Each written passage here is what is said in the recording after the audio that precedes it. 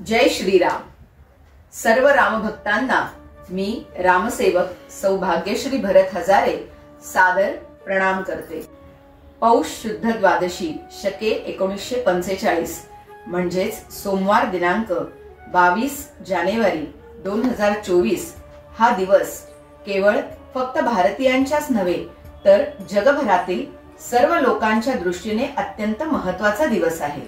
त्या दिवशी आपल्या सर्वांचे आराध्य दैवत असणारे प्रभू श्री रामचंद्र हे त्यांच्या शरयू नदी तीरावर वसलेल्या अयोध्या नगरीतील भव्य मंदिरामध्ये प्राणप्रतिष्ठापित होणार आहेत। आजपासून जवळजवळ 496 वर्षांपूर्वी परकीय आक्रमक बाबर याचा सेनापती मीर बाकी यांनी रामलल्लांचे प्रभू श्रीरामचंद्रांचे मंदिर उद्ध्वस्त केले आणि त्या ठिकाणी बाबरी ढाचा बांधला।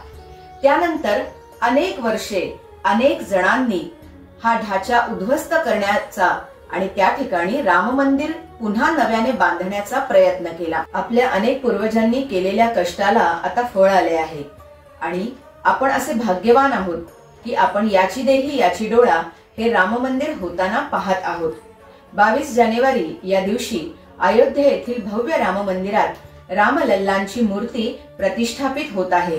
हा दिवस एखाद्या आनंददायी उत्साही सणाप्रमाणे साजरा करण्याचे आपणा सर्वांचे कर्तव्य आहे। हे अक्षता कलश पूर्ण भारतामध्ये सर्वत्र पोहोचवले जात आहेत। या कलशांची मिरवणूक काढली जात आहे आणि 1 जानेवारी ते 15 जानेवारी 2024 या कालावधीमध्ये या कलशातील अभिमंत्रित केलेल्या अक्षता सर्व घरोघरी सर्व भारतीयांच्या घरी आमंत्रण म्हणून दिल्या जाणार आहे। हे आमंत्रण देण्यासाठी रामसेवक सर्व भारतीयांच्या घरी येतील।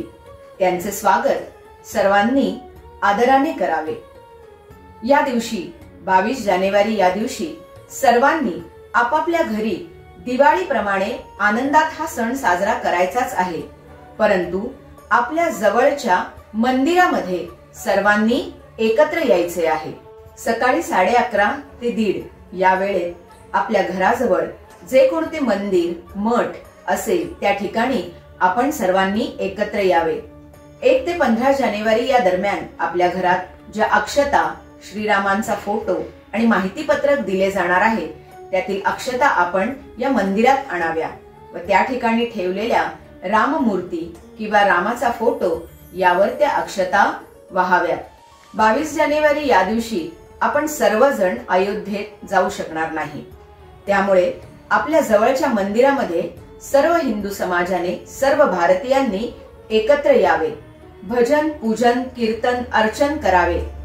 आपले भारतीय मंत्र आपली परंपरा दाखवणारे आहेत आणि त्यातून एक प्रकारची पॉझिटिव्ह एनर्जी येत असते। त्या दिवशी आपण सगळे मिळून सामूहिक रामरक्षा रामनामाचा जप भीमरूपी या सर्व स्तोत्रांचे पठण करूया आणि ही पॉझिटिव्ह एनर्जी श्री रामलल्लांपर्यंत पोहोचवूया। 22 जानेवारी या दिवशी आपण आपल्या सगळ्यांनी आपल्या घरावर भगवा ध्वज गुढी उभारूया, दारामध्ये सुंदर अशी रांगोळी रेखाटूया आणि या दिवशी संध्याकाळी जागतिक दिवाळी असल्याप्रमाणे आपल्या प्रत्येकाच्या घरी किमान 5 दिवे विजेची रोषणाई करूया आणि हा दिवस सर्वांनी अतिशय आनंदात आणि मंगलमय वातावरणात साजरा करूया। 1 ते 15 जानेवारी या काळात होणाऱ्या अक्षता वाटपाच्या कार्यक्रमामध्ये आपण सर्वांनी सक्रिय सहभागी व्हावे व रामसेवक म्हणून आपली सेवा श्री रामांच्या चरणी अर्पण करावी। चला तर मग आपण सर्वजण एकत्र येऊन 22 जानेवारी या आपल्या सगळ्यांच्या दृष्टीने महत्त्वाच्या असणाऱ्या सणाच्या तयारीला लागूया। आपण सर्वजण रामसेवक होऊया। जय श्रीराम जय श्रीराम जय श्रीराम।